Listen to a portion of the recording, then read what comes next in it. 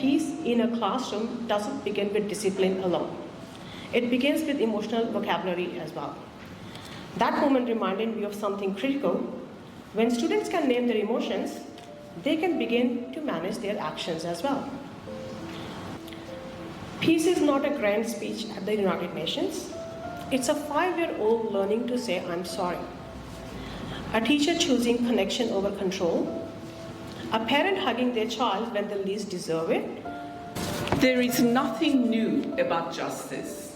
There is nothing new about peacefulness or kindness or caring. But there is a revival of these. How do we change these beautiful posters on the walls of all schools and bring them to the heart of the students? Would anyone talk about the person who's just passed and say, she or he had so many cars, he had so much money, and he had 2 houses? Have you ever heard that?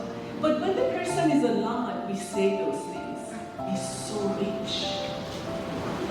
Why? Because the truest expression of any one of us are those qualities. Virtues are like your character muscles, your spiritual muscles. 2 wolves, and one is hatred and one is peacefulness. One is what's good about you, what you choose not to practice.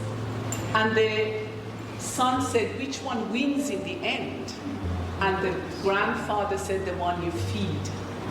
My workplace was inundated with calls saying, what do we do with these students? They are speaking as though they're online.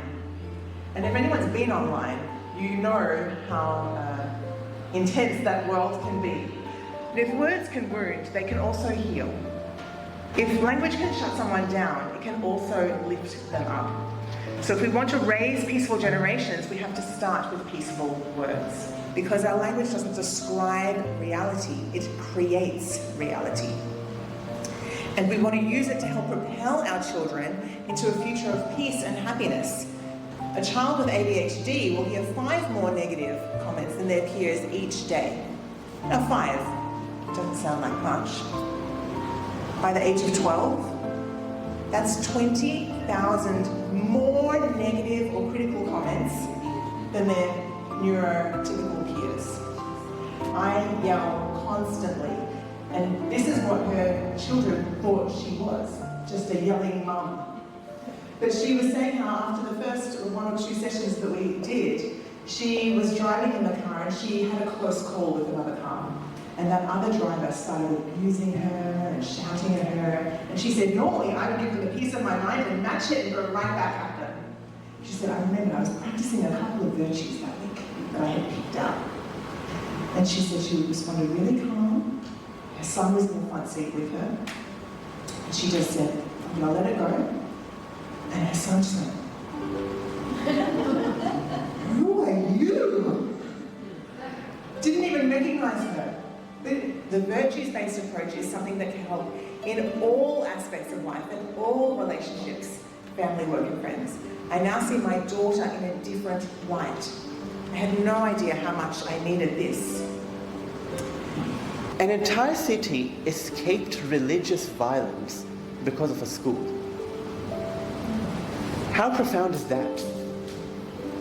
We've been teaching children for a long time about the importance of recognizing each other's humanity. The school was awarded the 2002 UNESCO Prize for Peace Education, specifically for promoting the ideas of peace and unity at a time when these values are increasingly being challenged.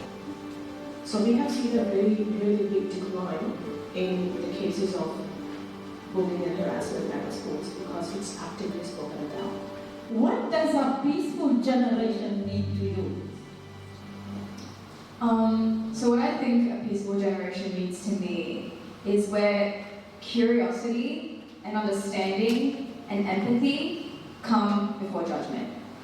Parenting is something we don't get any training for. Parenting and marriage, I think marriage nowadays we get some training for, but it is such an important aspect, and if we don't have the openness to learn how to parent better, then how can we help our children to be the best version of themselves? Oh, please let them make mistakes. Oh, so none of this, I hope your takeaway from today is not we expect everyone to be perfect at all times, because I think we've established that none of us are perfect.